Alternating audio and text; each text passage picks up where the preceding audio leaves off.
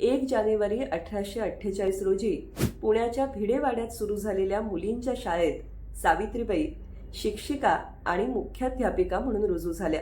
आज कदाचित आपल्याला या गोष्टीतलं थ्रिल जाणवणार नाही, पण तो काळ म्हणजे मुलींनी पायात चप्पल घालणं हाही अपराध मानला जाईल असा काळ होता.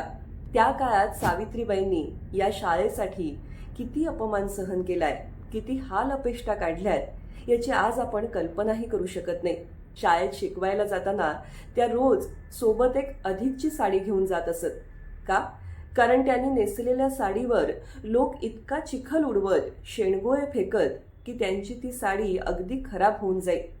शाळेत गेल्यानंतर साडी बदलूनच त्यांना शिकवावं लागे. शिवाय लोकांचे विविध टोमणे ऐकावे लागत ते वेगळेच. रोज घरून शाळेत जाताना या छळाला त्यांना सामोरं जावं लागे. काही वेळा तर पुरुष मंडळी इतक्या विचित्र धमक्या देत असत की शेवटी एक शिपाई बरोबर ठेवून मगच त्या शाळेत जाऊ लागल्या.